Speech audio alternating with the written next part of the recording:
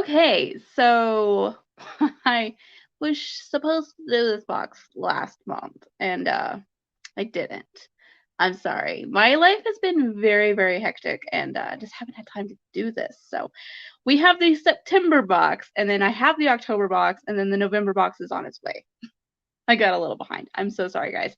I'm gonna go ahead. We're gonna do box 2 tonight, and then I'm thinking maybe the night before Halloween we'll do box 3, and then November we'll do November's box.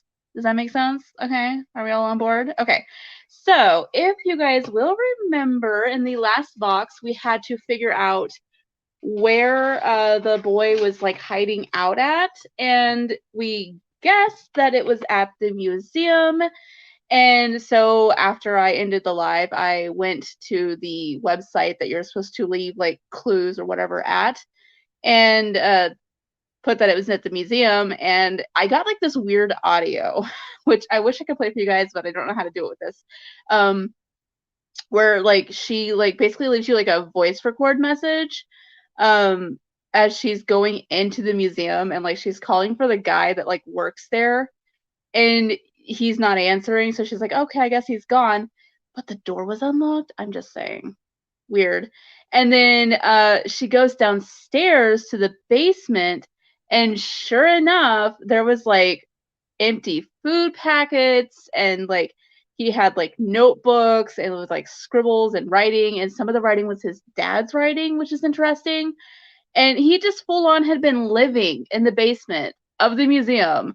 And the guy that ran the place was so used to like weird stuff happening that he just assumed he was crazy instead of investigating and finding out that a kid had broken into the basement of the museum and was living there. You guys, I know the Cadence Theater, my big like plot hole that I hated and I like nagged about was that there was this dead body in a trunk for like 80 years and nobody looked in it in all that time. Nobody noticed a weird smell right around like the death or anything, like just my problem with this so far is there was a kid living in a basement, and the guy was so used to weird things happening that he was like, I'm just crazy. There's no bumps and whispering going on in the basement. No, I'm just nuts. It's in my head. I shouldn't laugh, but like, you guys, like, what is that? What is that? Okay. Anyway, box 2. Let's see what we've got going on. Okay, it doesn't look like we have any coded letters or anything, which is good because those I usually have to solve on my own time. And I would really like to solve this with you guys. So here's our new information packet. Let's see what we've got going on. Also, YouTube recently changed their guidelines for going live, so I should be able to start going live on YouTube, but for some reason it wouldn't let me do it. I tried just now and it wouldn't let me do it, so I'm gonna figure that out, and then we're gonna go live on the actual YouTube app.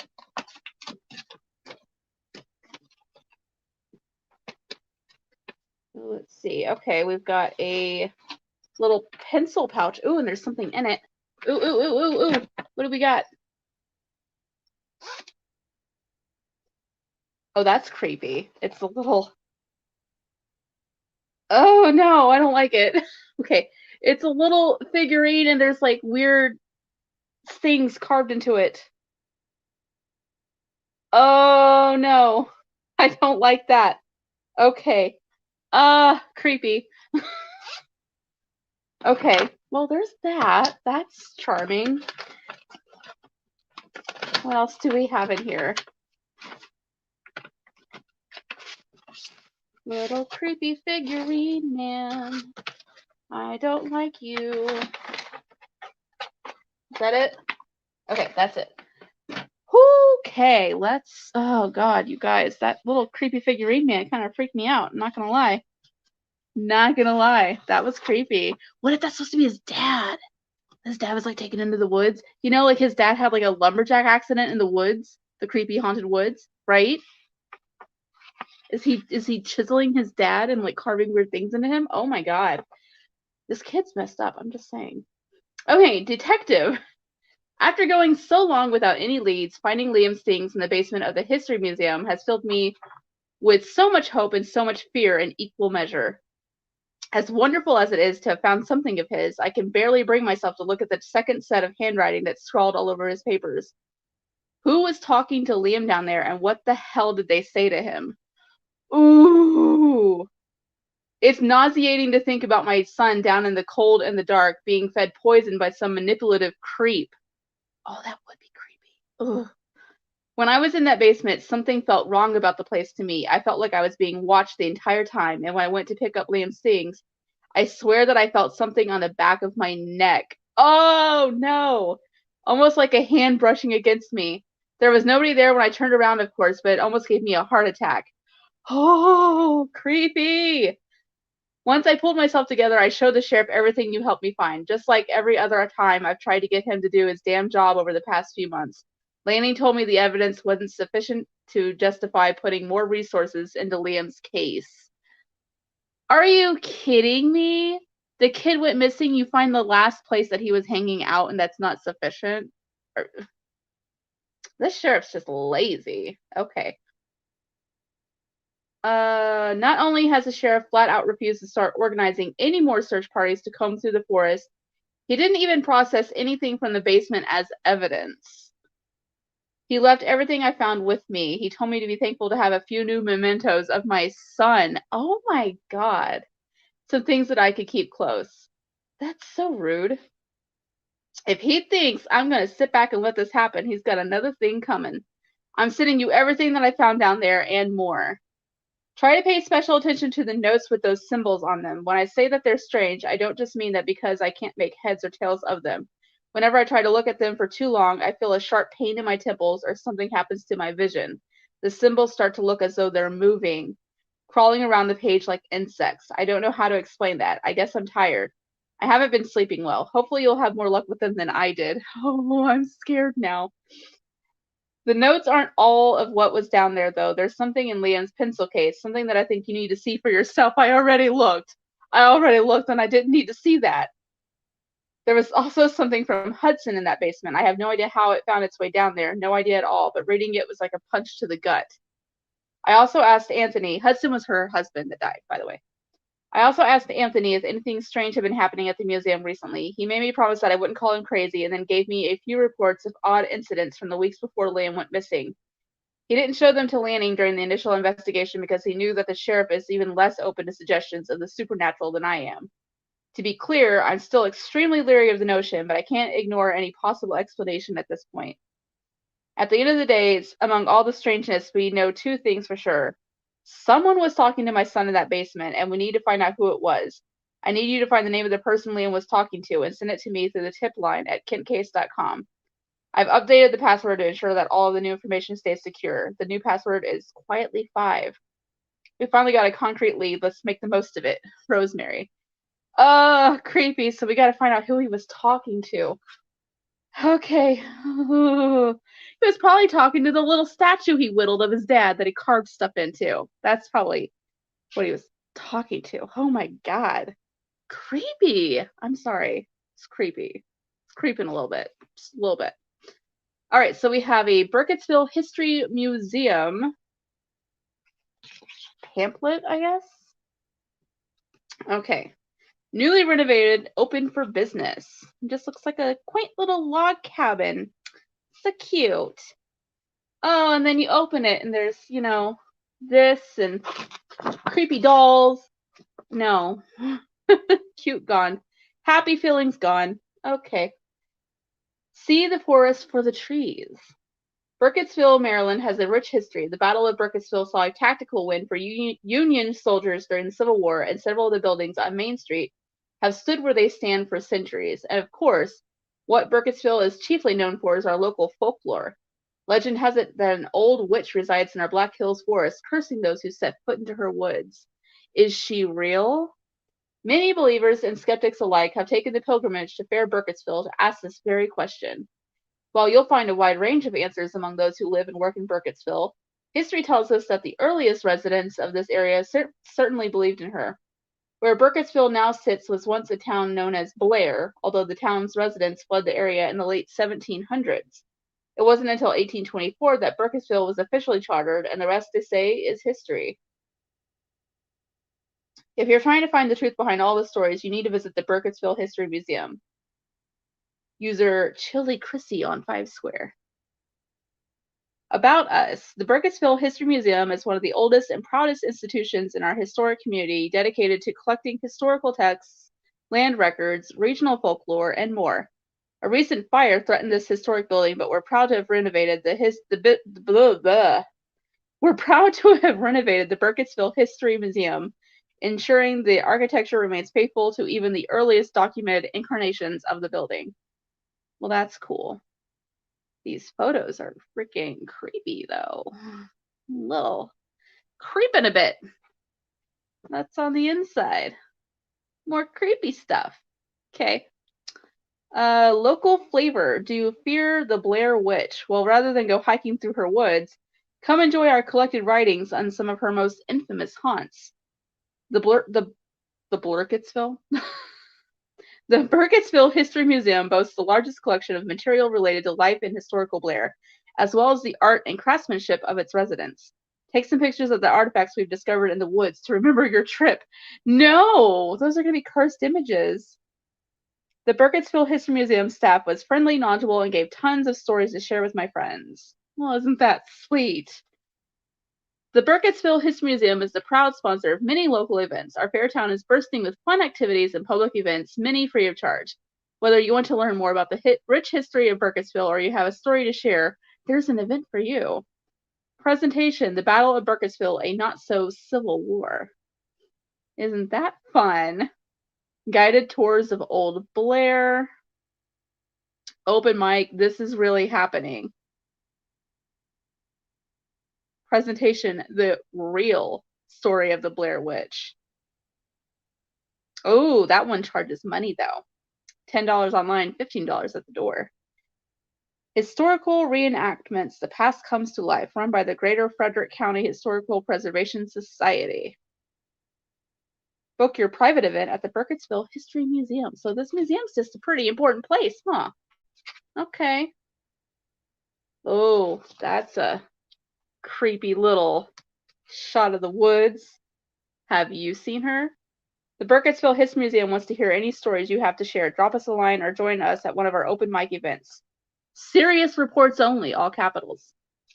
Don't go faking it, guys. Okay. All right, bug, calm down. I know, we're getting excited, right? He's been barking all day. It's not just you guys. Okay, we have a Burkittsville History Museum incident reports. Filer, Anthony Rapinoe.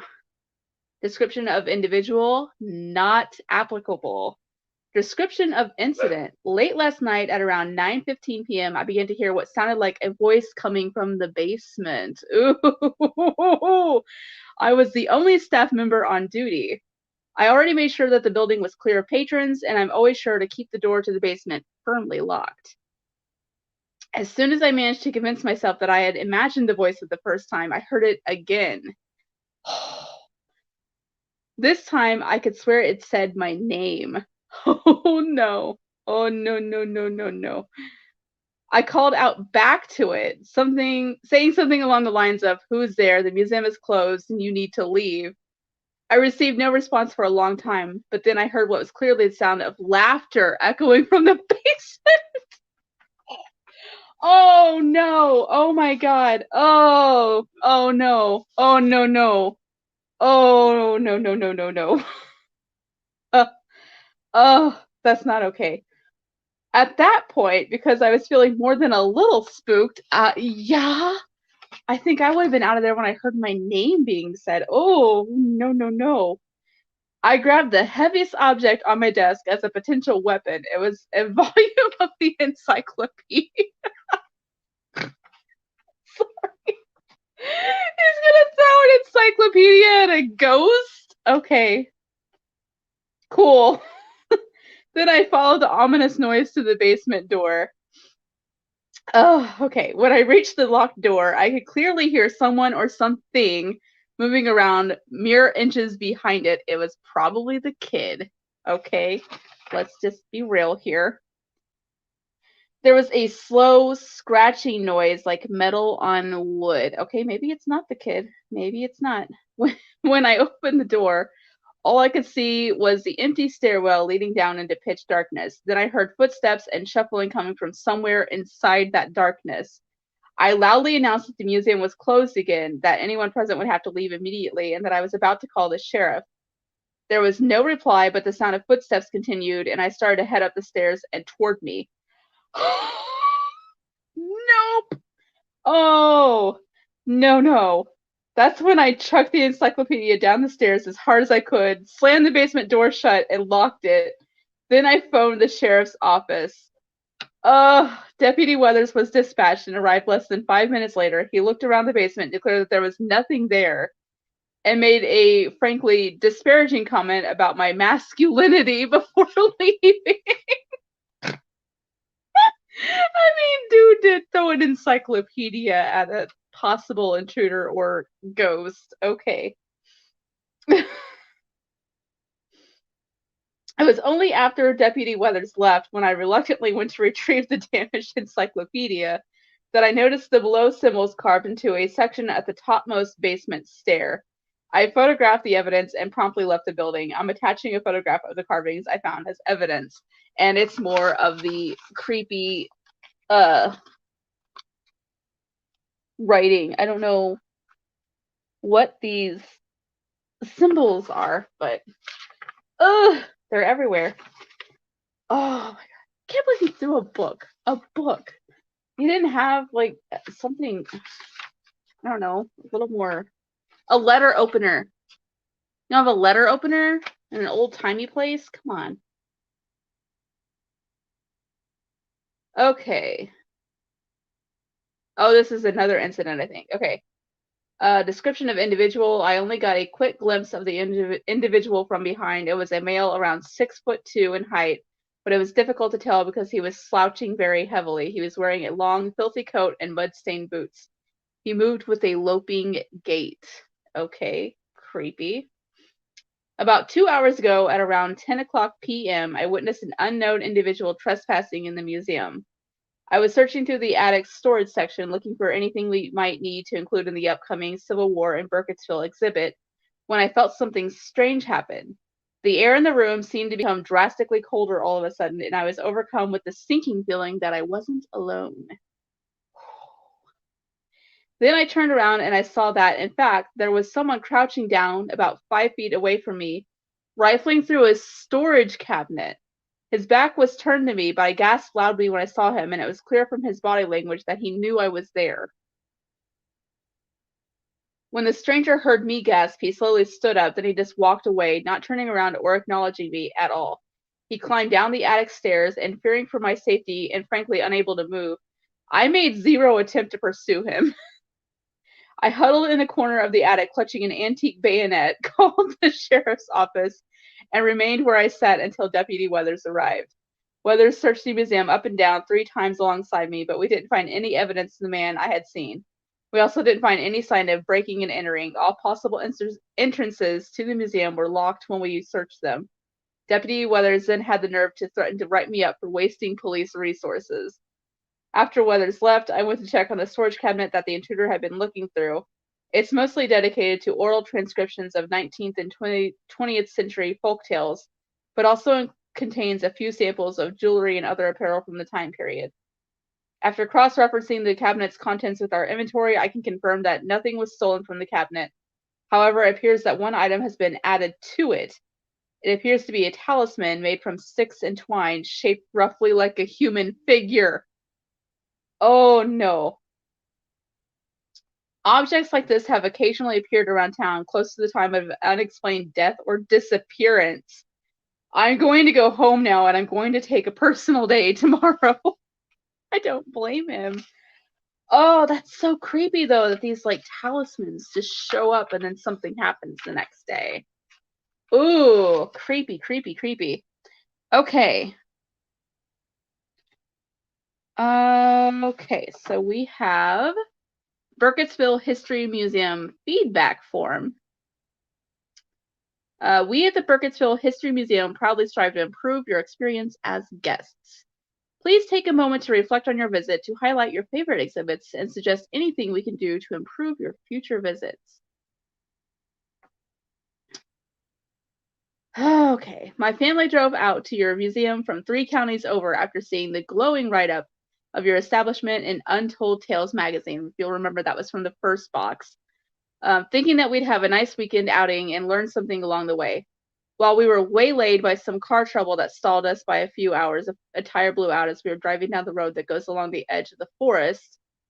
Weird accidents happening by the forest. And it took me a long time to install the spare we keep in our trunk. We still arrived with ample time to take a quick look through the museum, or so we thought. Per the information listed directly outside of the building itself, we arrived 1 full hour before closing. Why then was the building already locked at that time, when I was forced to explain to my 2 temperamental children that it was time to turn around and go all the way back home? To make matters worse, as I knocked on the door to the building, I saw an employee standing not 10 feet away from us. He was facing away from me, hunched over a book or something, but he straightened up as soon as I knocked on the door, so he obviously heard me. However, he didn't even turn around. He just calmly walked away through some door without even acknowledging our presence. I have never witnessed such baffling rudeness in my entire life. I'm going to leave your establishment a scathing review on 5 Square, and I will never take my family to this sad excuse for a town again.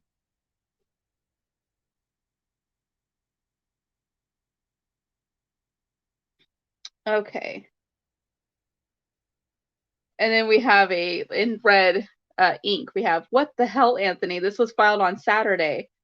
Unacceptable behavior. I've put up with your eccentricities for a long time, but if they're going to start negatively affecting guest relations, then I'll have no choice but to throw the book at you, so to speak. See me in the office as soon as you get. Is it going to be the encyclopedia? I'm just saying. Okay. So he's in trouble.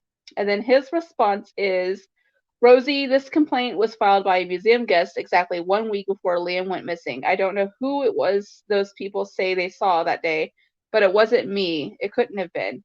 I've been closing the museum 2 hours early every Saturday for the past 6 months. I'm a member of this historical reenactment band, and it's the only time people are willing to practice. I play bugle for the Union Army. It's a stupid reason to cut work, but nobody ever noticed until now because I'm the only employee on duty on Saturdays and because museum attendance is so low across the board. The entire place was locked when they saw this man, however, whoever he was, and none of our alarms were tripped at any point that day. He shouldn't have been able to get inside. He shouldn't have been there. But they saw him clear as day. Up until now, it was just me that was witnessing this kind of a presence in the building. But this proves that I'm not seeing things. I didn't tell Joseph or the sheriff about any of this because I was already in enough trouble as it was, and I can't afford to lose this job. It was stupid of me to stay quiet. I'm so sorry. I hope you can forgive me. So there's a mysterious man appearing in the museum. Interesting. Okay, so now we have some torn out pages from a notebook. It seems like an older notebook. And it's got a lot of the creepy symbols on it. I wonder if it's going to be a code that we're going to have to crack. Oh, I hope not. I suck at that. Okay. I need a drink. Oh, creepy man in the museum. Okay. Oh. Whoo, y'all. This is getting nuts. Okay. It's strange to think that this may be the last time I come this far out into the forest after spending my entire youth running around this place with an abandon that frankly bordered on stupidity. Guess that's what happens when there's nobody at home who cares enough to keep tabs on you, and a tiny part of you wants to trip into the creek and hit your head on a rock just to show them that they should have. Oh, that's sad. Oh, okay. So I'm gonna guess that this has to be from his dad or something. Nevertheless, in a few short weeks, I'm going to be a father. I've got my own family to think about, and being a father means developing a sense of self-preservation for your kid's sake, if not your own. Unless Liam knocked up a girl. No, he was like 15. I mean, it could happen. I don't know. Well, I'm jumping ahead, I think. Ever since I found this place as a teenager, I knew there was something special about it. Special doesn't mean safe, of course, but it does mean fascinating, especially for a precocious and impulsive kid. Okay, so this has to be Liam's dad. Hello? I stumbled on this strange little hollow by total chance after I'd gotten into some knockdown, drag-out fight with my mother and run away from home with nothing but a few quarters and an empty lighter in my pockets. The first thing that struck me when I walked in was that outside sound didn't seem to penetrate the hollow at all. No cracking twigs or rustling leaves, only the sound of my own breath. The second thing that struck me was the thing at the center of the place, the twisted, hollow stump of a tree with bark as white as maggots. Really? We choose maggots to describe bark on a tree. That's okay. I remembered Anthony talking about the Blair Witch being tied to a twisted white tree. Ooh, okay. Creepy. I went over to get a closer look, and when I put my hand on the bark, it was colder than I expected it to be. Then I felt a sharp pain in my palm. I'd managed to get the most wicked splinter imaginable and ended up bleeding all over the tree as well as myself. He bled on a sacrificial stump. That can't be good. That can't be good at all. I started to feel numb and lightheaded and left. Well, I mean, you're not going to lose so much blood that you get lightheaded, though, from a splinter. Something ain't right about that. Something is not right. That is not right. Okay. That's one local taboo that I've never once broken and that I never will break. Knowing about all the people who'd gone missing after staying out too long was enough to make me make that concession at least. So he won't stay in the woods after sunset. That's smart. I used to go out to the hollow a few times a week, always in the daytime. I'd write in my journal and while the hours away, which seemed to pass in a matter of minutes out there.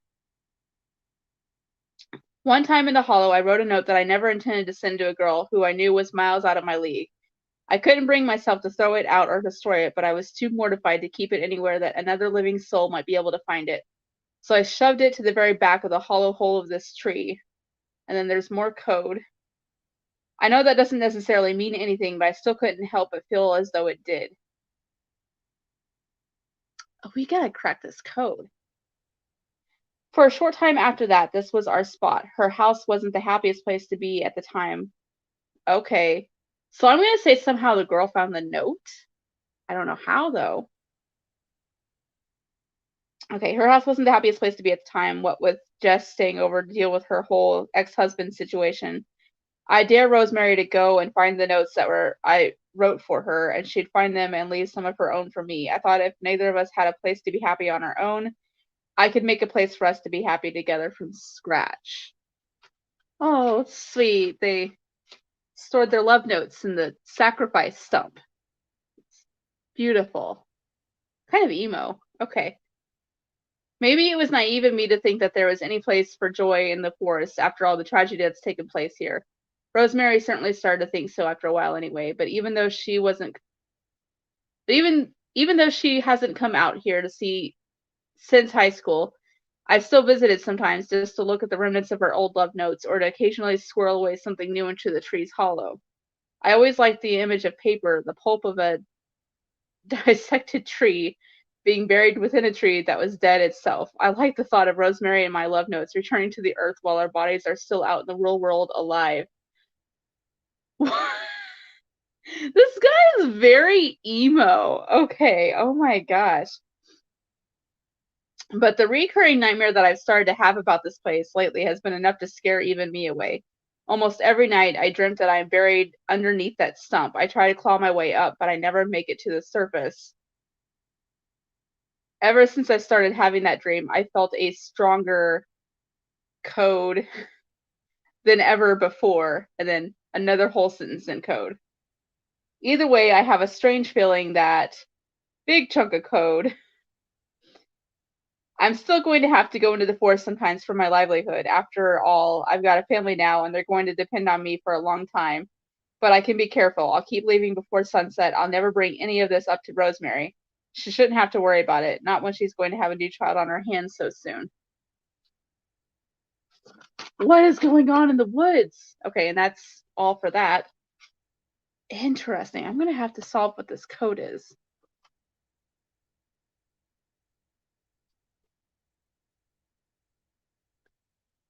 Okay. I know you're out there. I see you in the forest all the time, and I bet that you're watching me leave this note for you right now. Who are you? Come on, this note's been on the path for days. There's no way you haven't seen it. Answer me, or I'll call the cops to tell them there's a weird man following me. Answer, or I'll stop coming out into the woods. And then there's a big chunk of code.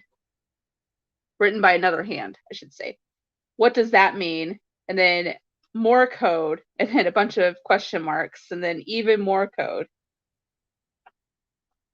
Okay, so that took me forever to work out, but I think I get it now.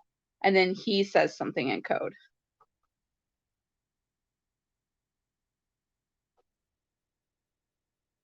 Okay, and then there's a big another chunk of code. I think he was, or at least I hope so. You know, I thought you were him at first.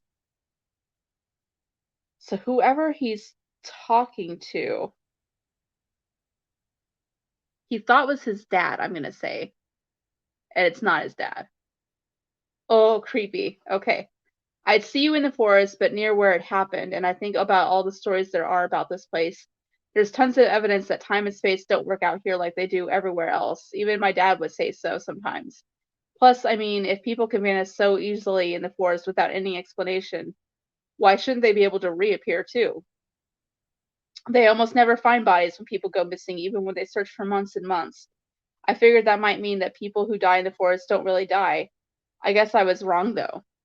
And then the other hand that's writing says, that's a very interesting theory, Liam. I wouldn't be so quick to discount it. Okay. That's creepy. You know my name. Does it frighten you that I do? I mean, yes, but at the same time, you've had about a million chances to attack me or murder me or whatever since I've come out here alone pretty much every day for the past few years. You haven't done any of those things, though, which makes me think you might not be out to get me. But what are you doing then? What are you? Not who, what are you?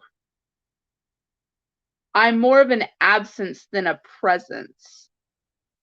Oh, creepy. Okay, and then there's a whole bunch of more code. You're not the Blair Witch. And then more code.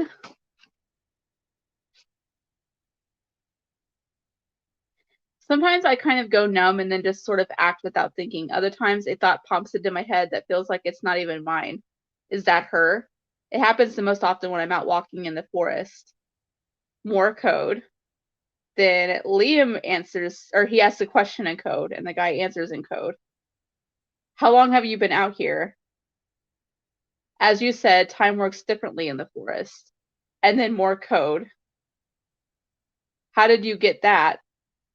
More code. That note was written before I was born. It should be nothing but pulp by now. Not the love letter notes, no. Okay. As you said, time works differently in the forest.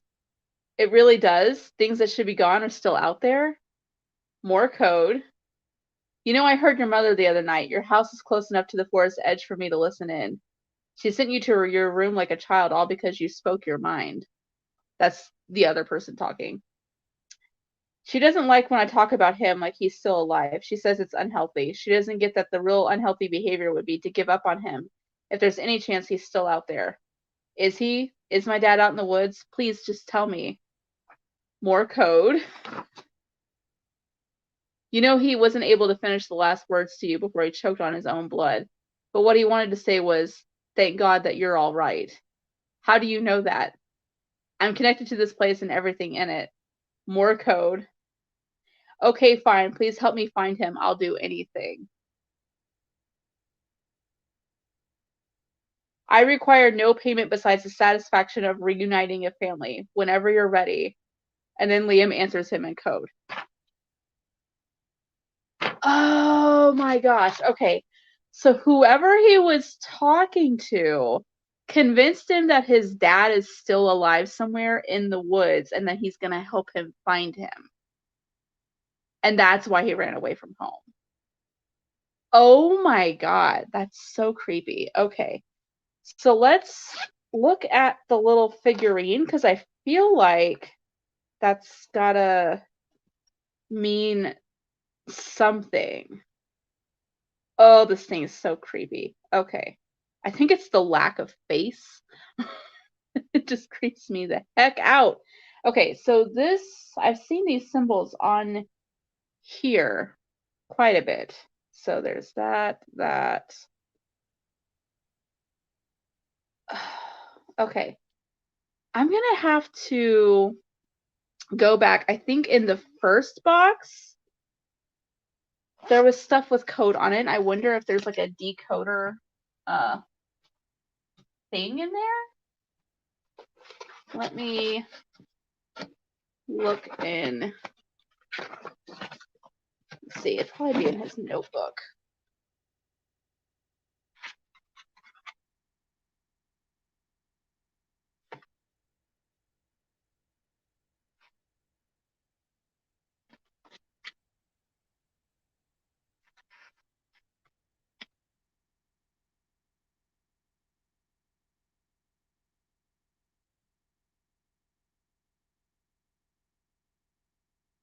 Okay, sorry, I just found an entry in the notebook that we got on the first box.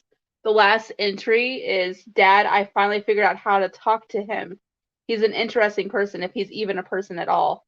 He knows things about you that he shouldn't have any way of knowing. That's so creepy.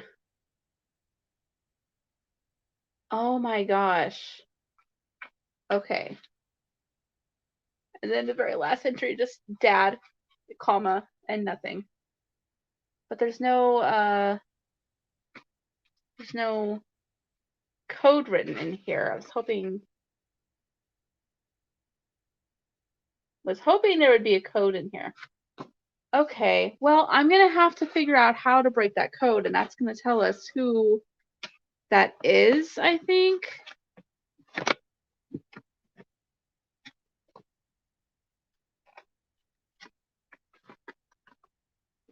But I don't know who else it might be. Is there anything written on this?